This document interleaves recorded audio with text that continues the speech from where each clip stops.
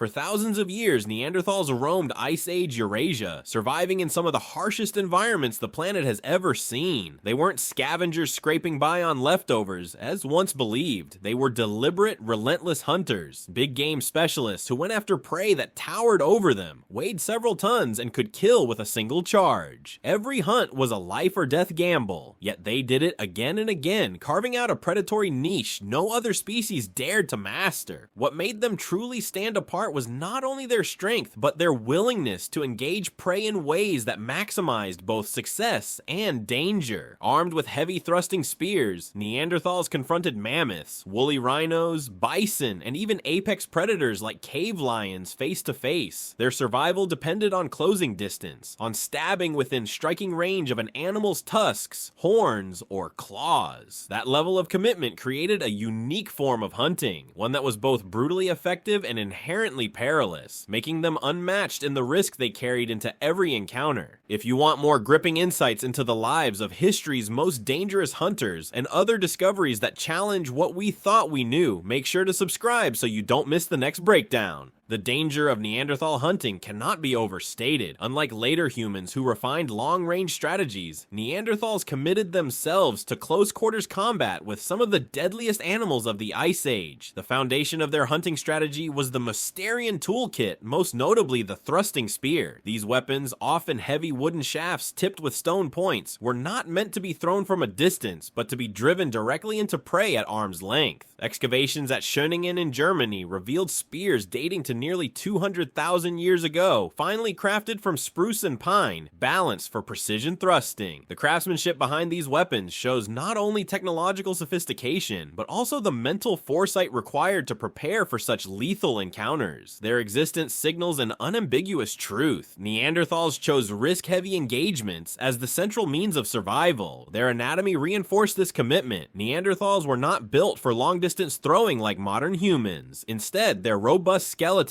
powerful muscles, and broad chests provided leverage and strength perfectly adapted for delivering maximum force at close range. Biomechanical studies confirmed that their thrusting technique involved driving the full body mass behind the spear, creating a penetration force capable of piercing the hides of mammoths and rhinoceroses. This style of hunting demanded proximity, often within striking distance of tusks, horns, and hooves. It was a brutal calculation: either incapacitate the animal instantly or face catastrophic retaliation. In contrast, early Homo sapiens would later reduce exposure by relying on ranged projectiles such as the spear thrower or bow. But in the Middle Paleolithic world of Neanderthals, there was no such buffer. Their danger came from their very strategy, a direct confrontation with beasts that dwarfed them. The absence of long-range weaponry defined Neanderthals as ambush hunters. They relied on terrain, riverbanks, ravines, or forested choke points to trap their prey and strike at close quarters. Archaeological records show that Neanderthal kill sites were often positioned in natural bottlenecks where herds could be cornered. Unlike persistence hunters who relied on stamina, Neanderthals turned hunting into calculated assaults, requiring split-second precision and coordination. This choice of method created unparalleled risk, yet it also highlights their strategic intelligence, as these hunts required foresight, group organization, and cooperation far beyond what early researchers credited them with. Zooarchaeological evidence paints a clear picture of their prey focus. Neanderthals routinely targeted megafauna. Sites across Europe and Western Asia show remains of mammoths, woolly rhinoceroses, bison, and large equids butchered by their tools.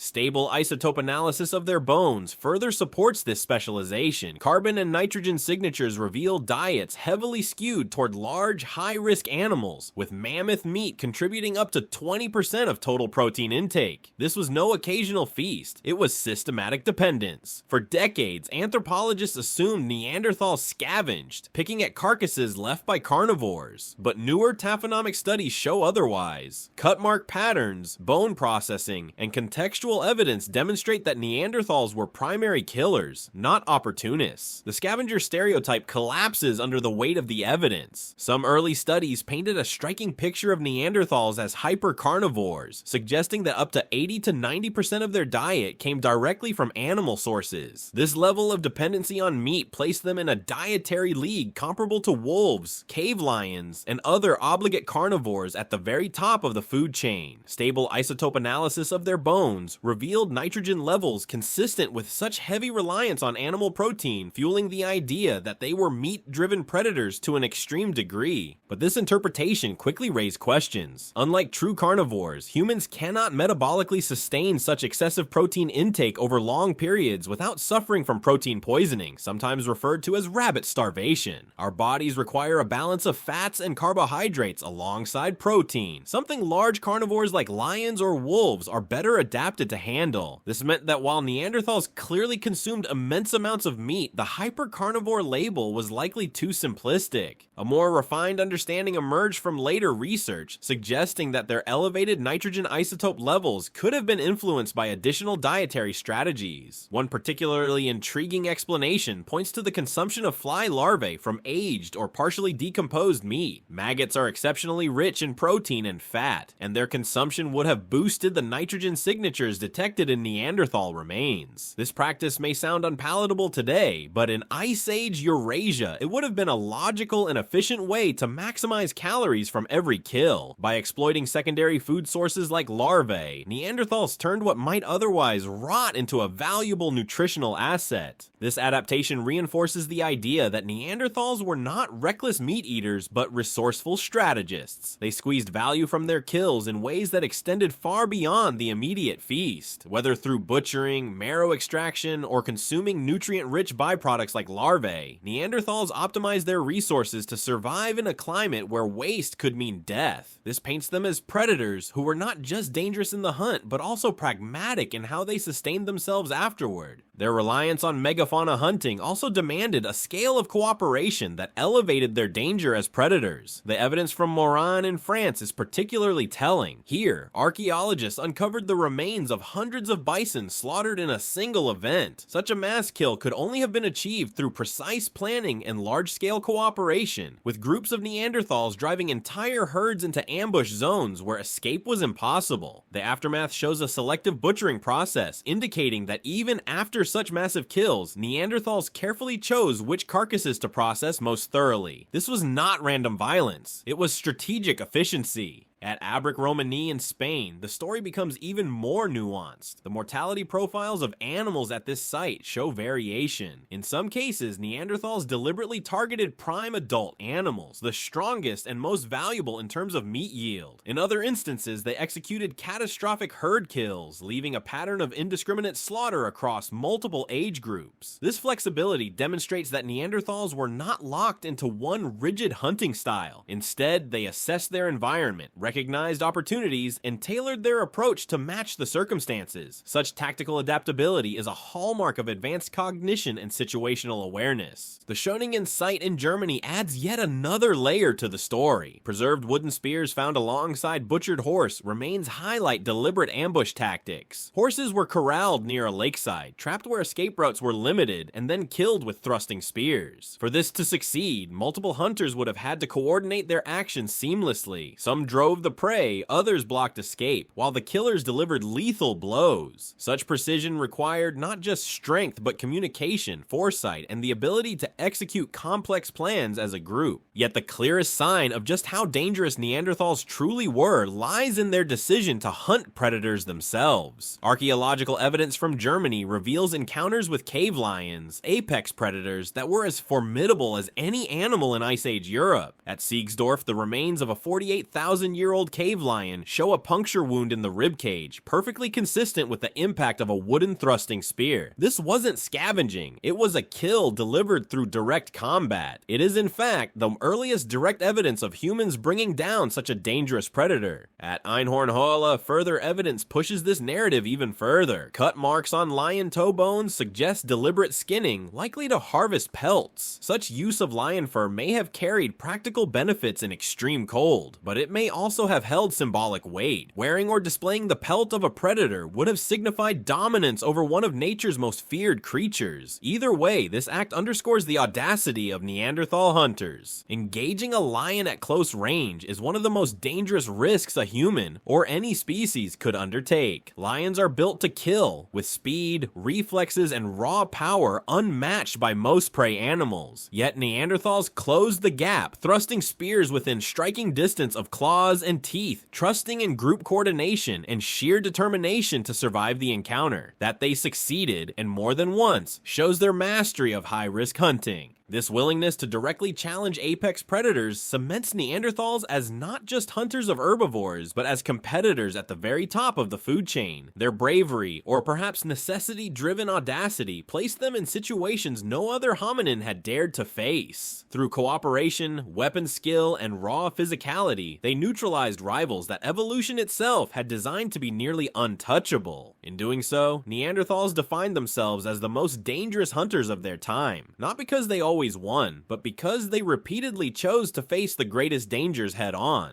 But choosing to live at the top of the food chain came with a steep cost. The same close-range battles that proved Neanderthals' power also left lasting marks on their bodies. Their skeletons reveal a lifetime of danger carried into every hunt. Fractures, broken bones, and head injuries appear with striking frequency, painting a vivid picture of what it meant to attack prey within striking distance. For years, anthropologists framed this evidence through the so-called rodeo rider model, a comparison that suggested Neanderthals suffered similar trauma patterns to modern rodeo professionals who regularly collide with massive charging animals. The analogy seemed to confirm what the hunts already suggested, that Neanderthals embraced a lifestyle defined by physical risk, where survival meant putting themselves in harm's way again and again. If projectile weapons offered a clear safety advantage, Homo sapiens should have suffered fewer injuries, yet they didn't. This parody suggests other factors contributed to trauma: interpersonal violence, accidents, and the inherent dangers of Ice Age life. Another possibility is that Neanderthals' stronger, more robust bodies allowed them to survive injuries that would have killed more gracile sapiens, skewing fossil evidence. Either way, trauma patterns show that Neanderthals lived lives of constant danger, whether in the hunt or in conflict, and their bodies bore the marks of survival in an unforgiving world.